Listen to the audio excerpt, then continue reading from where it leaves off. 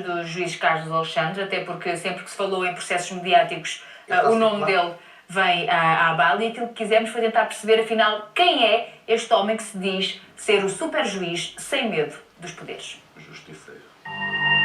É já considerado um dos mais poderosos da justiça portuguesa. Foi ele que ouviu o ex-primeiro-ministro José Sócrates e o mandou para a prisão. Também foi ele que deteve Ricardo Salgado e o colocou em prisão domiciliária. Mas estes dois casos nas mãos do juiz Carlos Alexandre são apenas o cume da montanha de processos em que teve um papel determinante. São muitos os casos que têm a mão deste juiz, já denominado por muitos de super juiz. E só para citar alguns, o caso Monte Branco, relacionado com fraude fiscal e branqueamento de capitais, implicando muitas pessoas influentes em Portugal, ligadas à vida política, económica e desportiva. A Operação Furacão, relacionada com fugas ao fisco de milhões de euros por intermédio de bancos e outras instituições financeiras, utilizando faturação falsa.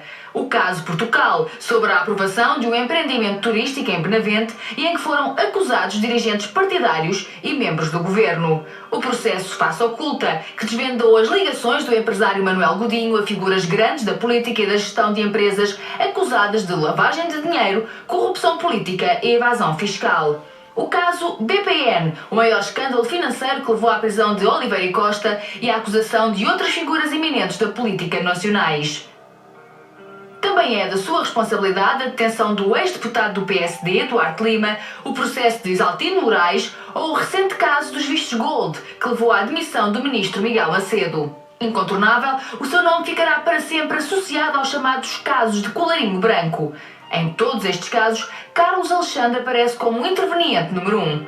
Talvez por isso já lhe chamem o Mourinho da Justiça. Mas afinal, quem é Carlos Alexandre?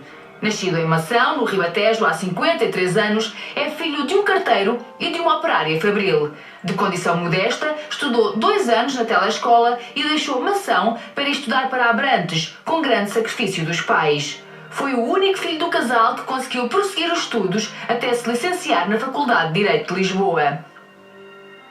Passou pela Polícia Judiciária Militar, mas foi na Magistratura Judicial que optou por fazer carreira. Recatado, pouco dado às câmaras e às luzes da ribalta, o mediático juiz é visto por muitos como uma pessoa que não tem medo dos fortes e poderosos. Conhecido pela acutilância com que conduz os interrogatórios, muitos dizem que tem mau feitio, mas aliado a um humor corrosivo que gosta de praticar.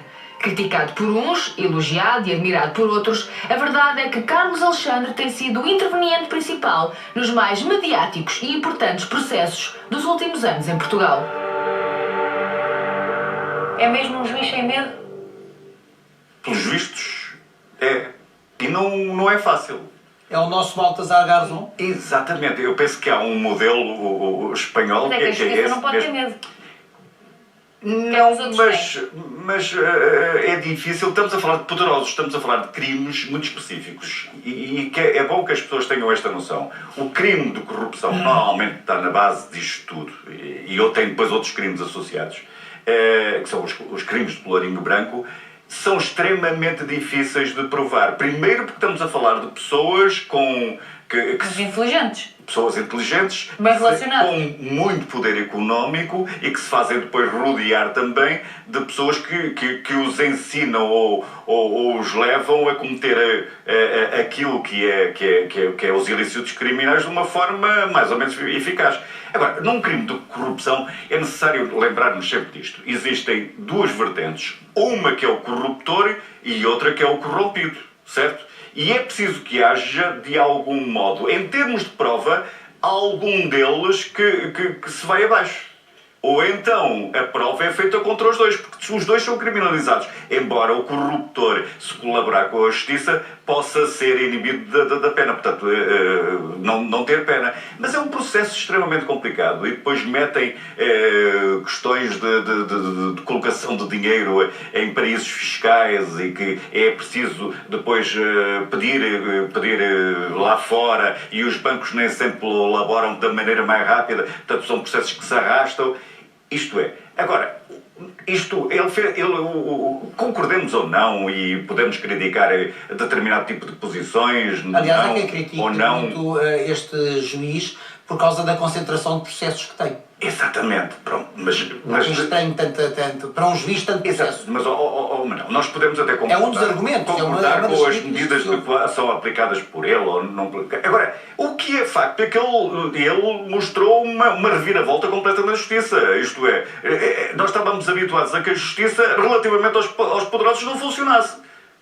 E ele mostrou que alguma coisa se pode fazer, mesmo com as dificuldades inerentes a esse Sim, porque tipo estes casos de de ilícito. chegarem ao fim são sempre um Exato. problema. E depois vamos ver as consequências no final, porque no final é que depois se tem que aferir o visto uma trabalho outra que resultou daí. Vamos lá ver se eu consigo em pouco tempo fazer aqui uma súmula desta questão. Eu acho este tema interessantíssimo, embora acho que é pena nós estarmos aqui a falar de um juiz. Ou seja... Sinal que se destaca entre os outros. Exatamente. Não há razão nenhuma para um juiz se evidenciar. Se a justiça funcionasse, se os tribunais fossem um exemplo de isenção, de coragem, de aplicação da justiça, nós hoje poderíamos estar aqui a falar em nome de centenas de juízes, que todos os dias julgam causas... processos mais mediáticos. Bom, a questão aqui que se coloca é a seguinte: porquê é que este homem concentra tantos processos importantes? Concentra-os fruto das funções que desempenha.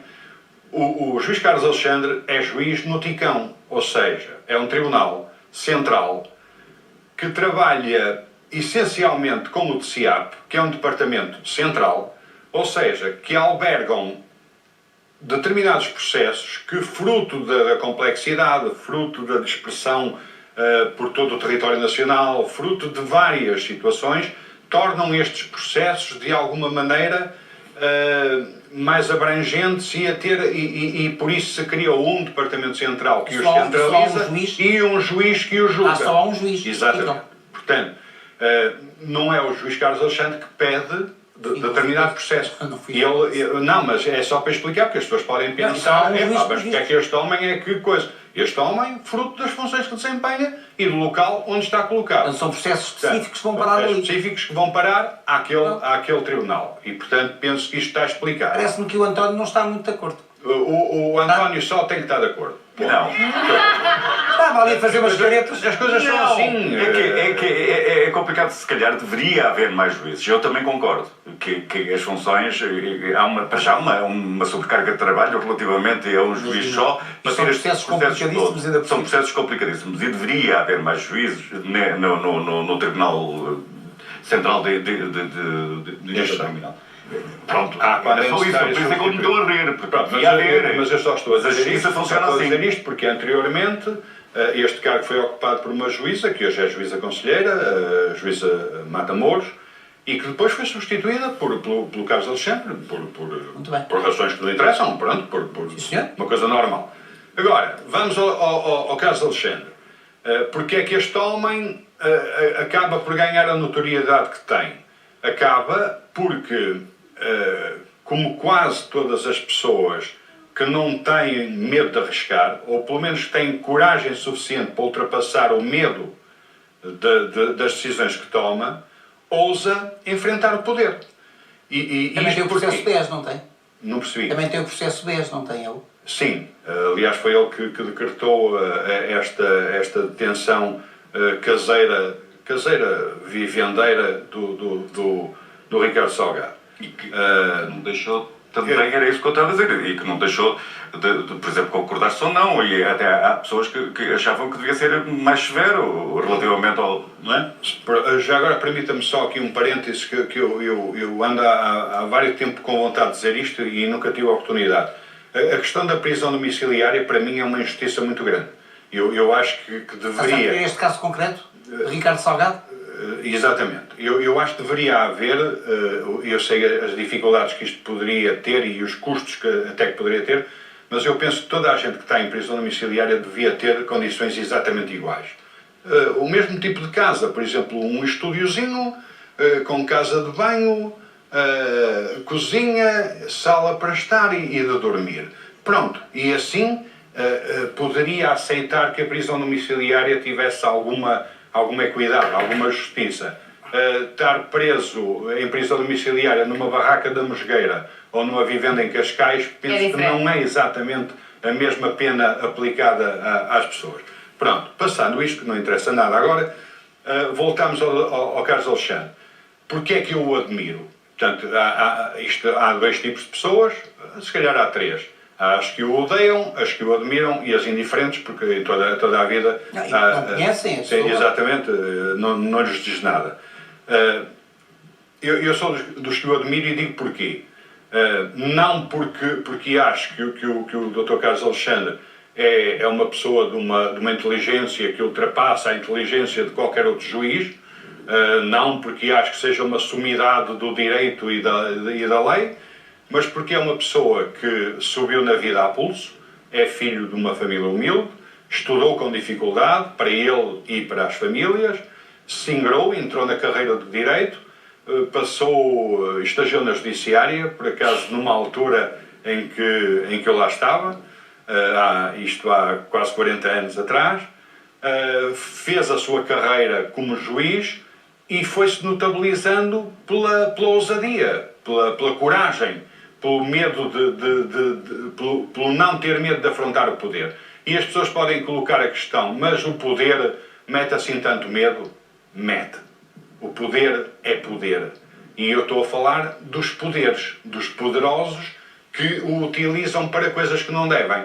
E que são esses que normalmente quando diz não tem medo de afrontar o poder, não tem medo de afrontar o poder quando acha que o poder deve ser afrontado. Exatamente. Porque não se deve afrontar o poder só porque é poder. Sim, exatamente. Até porque o poder, quando é afrontado nestas áreas marginais das questões, acaba por ganhar uma determinada força e exercer pressão sobre quem tem coragem para o afrontar.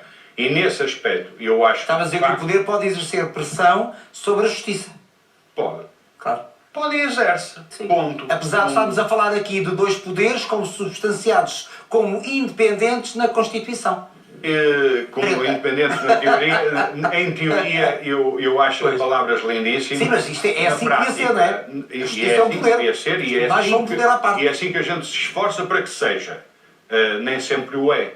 E nós assistimos às mais variadas manifestações das mais ilustres personagens da nossa vida política a exercer pressão mas chega também a o ser uma poder da forma justiça sustentável. enquanto poder não é um poder acima de toda a suspeita. Não, e que deve ser controlado. Claro. E que deve ser controlado. E há outro tipo de... Nós também já falámos Claro, aqui sim. de abusos de poder do Claro, Claro, e precisamente por isso há outras exceções Quem controla? da justiça. Manel. Por exemplo, nos Estados Unidos e nos países anglo-saxónicos, a justiça, por exemplo, os juízes, este tipo de juiz e, portanto, os juízes dos tribunais superiores são eleitos. Sim. Mas São quem controla em sufragados. Portugal os abusos de poder da justiça? Eu Ninguém. diria que isto dava mais uma discussão de algum tempo. Mas Olha, não temos tempo hoje. à partida Não deixa-me só consegue dizer dizer. quem é que controla? Ou quem é que é Conselho controlar? Superior, em última análise, é o Controla os Conselho Conselhos Superior. Superiores da Magistratura, quer do Ministério Público, quer da Magistratura Judicial. Agora, pode-me dizer, está bem, mas é todos juízes. Vamos lá, controlam. De facto, controlam e é um poder que se exerce. Como o próprio Presidente Agora, também controla os seus, há e por isso às questões- vezes são exatamente, combinados exato. alguns. Agora, E que os prende. há questões Não que é? podiam aqui ser debatidas e essas é que Mas isso é estavam muito uma grande interessante. discussão, Mas, que é o eu- caso da irresponsabilidade Nós não vamos dos embora juízes. já hoje, ficamos cá ainda mais. Exatamente. Devem ou não os juízes serem responsáveis? Estão-me a ouvir? Nós somos todos ouvidos. Pronto. Esta era uma questão que podia Temos que ir ser embora. debatida. Então vamos. Não, nós- Se Não, os não, não, juízes Querem ir connosco para ali? Não vale a pena. A gente fica mesmo por aqui.